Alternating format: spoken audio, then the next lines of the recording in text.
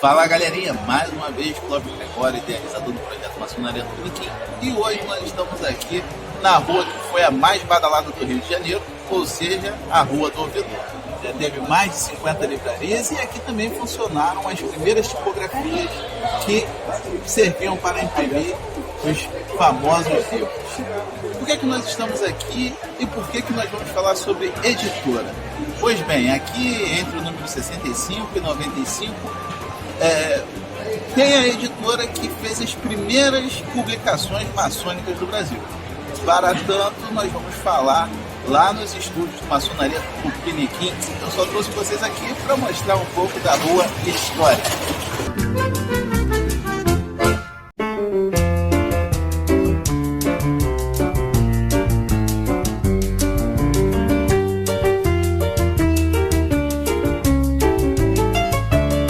Fala galerinha, estamos de volta aqui no estúdio de Maçonaria do Piniquim para falar sobre a primeira editora que publicou livros maçônicos no Brasil. Não era propriamente dita uma editora maçônica, porque ela não só publicava conteúdo sobre maçonaria, mas a primeira editora, a primeira tipografia a publicar livros de cunho maçônico em solo brasileiro. Pois bem, antes da gente ir para essa parte propriamente dita, vamos falar um pouquinho da história da editoração no país, porque era algo complicado. Acredita-se que até 1808 era proibido produzir e publicar livros no Brasil. Era proibido ter uma impressora, uma prensa, algo que fizesse conteúdo de forma rápida e eficaz. E por que acredita-se? Porque não existia nenhuma lei, um decreto ou qualquer documento oficial que proibia. Porém, existe um caso que em 1747 tentaram instalar uma tipografia no Rio de Janeiro, mas parece que a coroa ficou sabendo e mandou desfazer essa tipografia. Então, com a vinda da corte em 1808, a coroa portuguesa vem para o país, vem para o Brasil e fundam a Imprensa Régia. A Imprensa Régia era uma tipografia que publicava praticamente documentos oficiais da coroa e obras de interesse da corte. Ou seja, se um duque quisesse ler lá qualquer obra lá, tipo Alexandre Dumas, eu nem sei se a linha do tempo bate, mas é só um exemplo. Então, eles publicavam essa obra para esse nobre. Então, a Imprensa Régia, fundada em 1808, fica com o monopólio até 1822. Tanto não tinha tipografias, ou ainda por estar ligado à coroa e tivesse qualquer tipo de receio, o primeiro ritual do Grande Oriente do Brasil era manuscrito, como nós podemos ver uma página aqui do lado.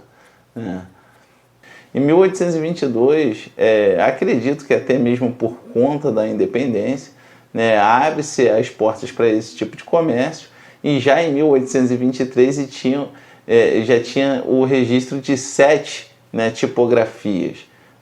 A Imprensa Régia, mais 6 tipografias que vieram nessa onda. A nossa história, o que vamos tratar aqui hoje, começa em 1824, com a vinda de um francês para o Brasil, um famoso tipógrafo, Pierre Planchet.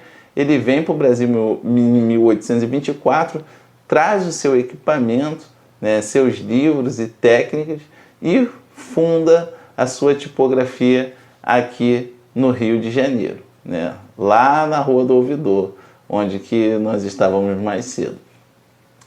Pois bem, esse francês ele era da pá virada. Em 1827, 3 anos depois que ele estava instalado no Brasil, ele funda simplesmente o Jornal do Comércio, que depois de um tempo passou a ser o jornal mais importante do país. Pierre Planchet ficou com a corda toda em sua tipografia, a Seguinot Planchet, talvez até alguns maçons já conheçam antes mesmo de eu falar, mas ele continua com a corda toda até 1832, quando ele vende a sua tipografia para 2 conterrâneos seus, o Június Villeneuve e Réal Antoine. Então, conforme ele vende, ele ainda assim não sai de imediato da editora. Ele fica à frente dessa tipografia até 1834. E por que a gente está falando tanto na Seigno-Plancher? Segundo o pesquisador Odair Dutra Santana Júnior, entre 1832 e 1835, a Seigno-Plancher ela produziu 11 obras maçônicas. Isso que ele conseguiu achar nos acervos, que estavam disponíveis para ele, Biblioteca Nacional, acervos particulares, e também uma listinha que eles disponibilizavam ao final de cada obra. Pela listinha ele chega a falar que talvez tenha sido produzido mais, mas o número que esse pesquisador achou e efetivamente encontrou essas obras foi no total de 11, o que já era considerado muito para a época, porque não produzia-se tanto livro assim. Então, 11 obras maçônicas nesse curto período de tempo significava que os maçons da época liam bastante. Então, meus irmãos, vamos fazer jus aos maçons do passado e vamos passar a ler bastante também. Mas agora, qual o interesse que primeiro o Pierre Plancher, depois o Julius Villeneuve, ele tinha até o sócio dele, Réal Antoine, mas eu nem coloquei ele na conta porque ele vendeu a parte dele para Julius Villeneuve logo depois. Mas então qual era o interesse do Pierre Plancher e do Julius Villeneuve com os livros maçônicos? Eu procurei, revirei os boletins que eu tenho acesso e os documentos maçônicos no geral e não consegui achar qualquer alusão, qualquer resquício de que ambos tenham pertencido à maçonaria. Então, para todos os efeitos, eles não pertenciam à maçonaria. Mas tudo leva a crer que essas obras elas tinham um intuito puramente comercial. Dizem, nós vamos ver um pouquinho sobre a obra, que eles faziam inclusive impressões sob encomenda para alguns maçons.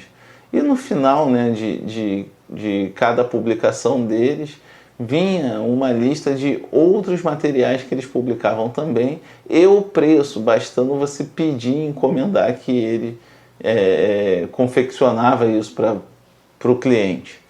Falando um pouquinho sobre as publicações da tipografia Seigno-Plancher, eu tive acesso a algumas delas e vou pontuar aqui algumas coisas bem legais sobre essas obras. A primeira que eu vou falar é um documento chamado Anais Maçônicos Fluminense. Ele consistia em um documento em contar um pouco da história da maçonaria no Brasil, lá naquela época. Então é uma fonte primária fantástica para consulta, Então, assim, além de ter várias denúncias sobre crimes antimaçônicos, a própria perseguição da coroa para com a maçonaria, a inserção de espiões por parte de Dom João em lojas maçônicas, a proibição depois da Revolução de 1817 em Pernambuco. Tem muita informação bacana, é um dos documentos dos primórdios da maçonaria no Brasil que eu mais gosto. Eu indico a todo mundo que tem acesso a ler, porque é fantástico.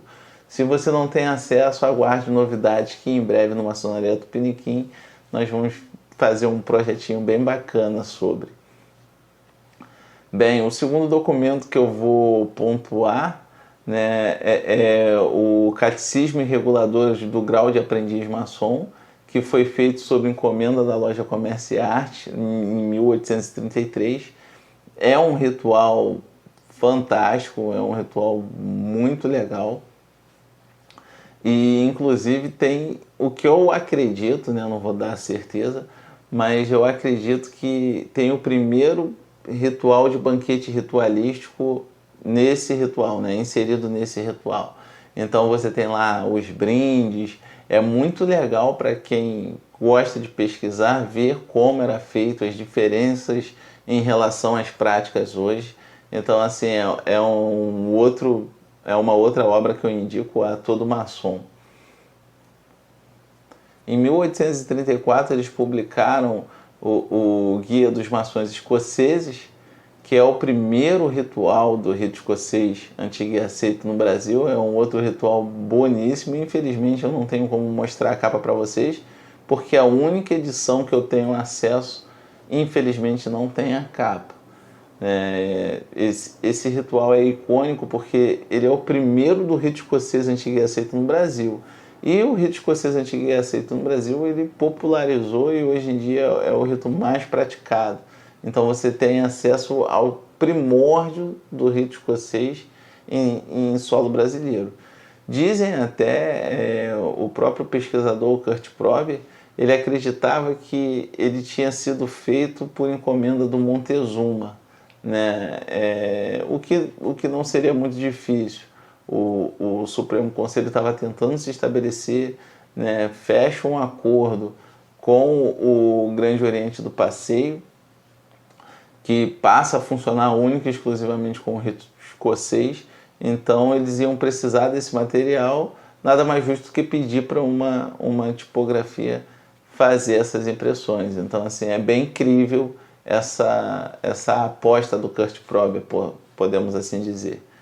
Então, né, essas foram as principais obras que eu tive acesso e são fantásticas. Eu queria dividir um pouquinho com vocês. Eu espero que vocês tenham gostado do vídeo, né, tenham conhecido um pouquinho da primeira editora, né, a produzir conteúdos maçônicos, e que isso inspire vocês a lerem mais, né? Nossos irmãos do passado já liam bastante, era uma parcela grande das publicações de uma editora era totalmente voltada para o público de maçonaria. O próprio irmão Kênio, né, em seu livro Debatendo os Tabus Maçônicos, tem uma perguntinha dessa: o maçom lê pouco? Chega inclusive à conclusão de que muitos não têm acesso. Então, hoje, né, com a editora Trolha, IOD, Isis, e Landmark, o próprio, tem uma editora no sul também chamada Prumo, tem algumas outras editoras que falam de maçonaria, né? Apareceu agora também, tem a Curtipil, né, que veio com um conteúdo fantástico, que é o monitor do franco-maçom, do Thomas Smith Webb, traduzido pelo Mano Edgar. Mano Edgar, um grande abraço. Aí, então, hoje o maçom brasileiro ele está bem servido com muitas editoras. Então, faço esse apelo aí, eu espero que vocês leiam cada vez mais. Bem, agora eu queria falar um pouquinho sobre o Apoia-se, né? O Apoia-se é uma ferramenta que você pode ajudar o Maçonaria Tupiniquim a arrecadar uma graninha, né? Essa graninha para fazer a manutenção do nosso canal, do nosso site, né? Como eu disse, existe um custo de manutenção com domínio, um custo de manutenção com proteção, e outras coisas, né? Equipamentos como microfone, programas. Então tudo isso demanda tempo e grana. Então o Apoia-se é uma maneira de você ajudar, né? Inclusive eu queria agradecer o nosso primeiro apoiador, o Mano Anderson Michel. Mano Anderson Michel, muito obrigado, né, por você acreditar no meu trabalho aqui com o Maçonaria Tupiniquim. Um grande abraço, estou muito agradecido mesmo. Eu espero que você, inclusive, esteja curtindo o vídeo e toda a produção que nós estamos fazendo. Então, se você quiser apoiar também, né, a partir de R$5 você consegue apoiar a Maçonaria Tupiniquim. Então era isso, galera. Eu espero que vocês tenham gostado do vídeo. Se gostou, curte aí. Se não gostou, comenta lá, pode me xingar. O canal aqui é aberto, nós somos bem democráticos. Tudo que vocês falarem nos comentários vai ser aprovado pelo moderador. O moderador aqui é a Vaselina. Um grande abraço e até mais.